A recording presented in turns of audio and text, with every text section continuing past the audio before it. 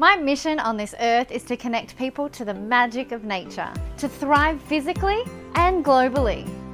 Hi, my name's Hayley Weatherburn and welcome to Thriving with Nature. Hello! Climbing a tree?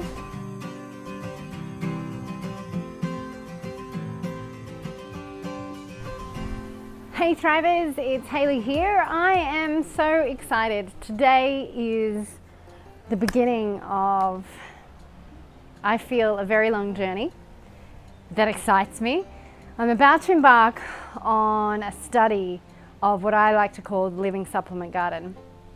Now, the living supplement garden is a garden that you interact with in a certain way, and it reads your bodies and deficiencies and grows the nutrients and microbes that will replenish the health in your body, designed specifically for you. And so you become a part with nature, a part of nature. It's this beautiful cycle, beautiful togetherness. And so the first step, of course, is to build the garden box. So I don't have, you can do this in the ground, but where I am, I have a small little unit area. And so what I'm going to be doing is building the garden bed, and that's what we're going to do right now. So let's get to it.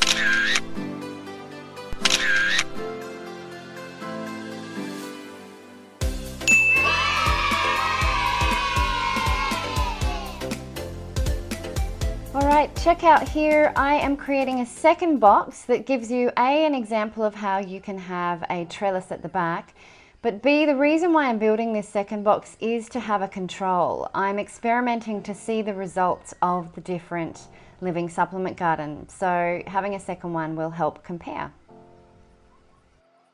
This is rich soil. It's a little bit clayey, but I'm excited because I can work with it. As you can see, it's really dark and rich, which in my opinion, I feel shows the higher nutrient. This has come down from the higher areas of Bali near rainforest, so it's quite rich. Here I'm laying down some dried mango leaves, just a bit of organic matter to lay the bottom of the living supplement garden.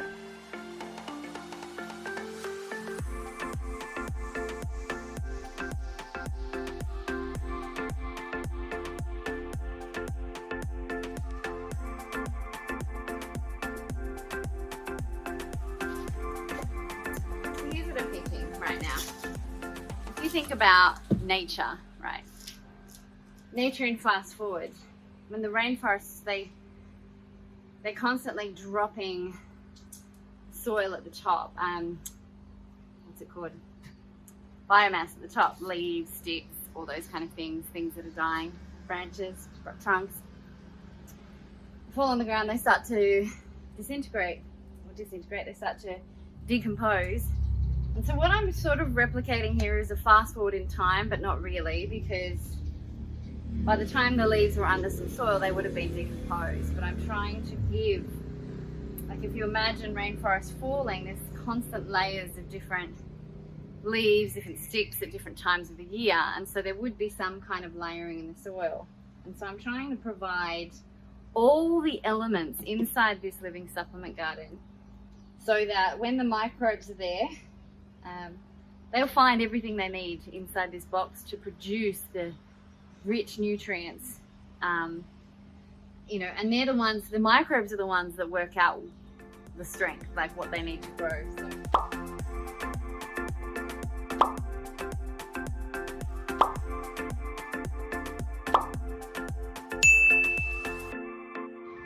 right. Ooh, what I'm gonna do right now is, like I've been saying, it's very, very clay, that soil. I don't want to put too much of it, just straight clay at the top. Right at the top, I'm just gonna put beautiful compost, a bit of mix of compost and mushroom compost, and the worm stuff. But right now, what I want to do for the, you know, because there's about 20 centimeters left, the bottom 10 centimeters of those 20 centimeters, I want to mix soil and the mushroom compost that I have left over, a bit of cocoa peat, tiny bit of rock salt. I don't need too much. What else? Oh, I had some horse manure that's finally composted, just sitting on its own because it's cold. So I'm going to make this mix here and we'll see how we go, and that's what I want to add to that, the bottom 10 centimeters of the top 20 centimeters. Look how it's a lot more breaking apart.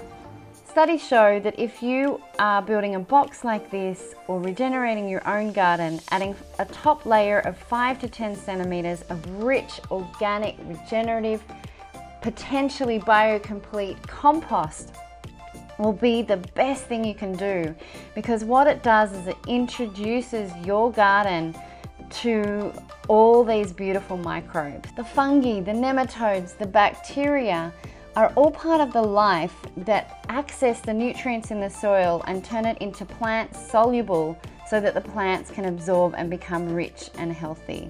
So here I'm adding a beautiful layer of fresh compost.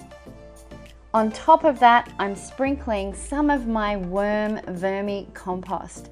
These are worm castings that I have grown from my own food scraps, feeding it into my worm bin and now adding it to here. This gives this living supplement garden an amazing opportunity to have a biodiverse, beautiful soil organic life that are going to give the best opportunity for my little seeds and seedlings to grow. And finally, the last piece, you must always cover your soil. You can't see uncovered soil out in nature. It's always dropping leaves, sticks, twigs, rotting carcasses, all sorts of things cover the soil, and that makes it the most rich and nutrient dense and high in microbial life, which gives the best opportunity for your plants. You can use things like rice mulch, hay. Here I'm using a Balinese plant called ylang-ylang. Now this final little piece you see here in this image, I have created a hole to stand in because, as you'll see in later videos, the morning process requires you to wash off yourself in the garden. Stay tuned for that. Hey Thrivers, I have just recorded me planting directly into the living supplement garden. So stay tuned for that for next week so you can enjoy. It's been an absolute, it's such a state of bliss right now. A few things happened during that process and I share exactly how and why I've planted things in the certain places they have. So come join me, make sure you hit subscribe and hit the notification bell so you can come see that next episode next week. All right, bye for now. For more information, you can visit thrivingwithnature.com. See you next week.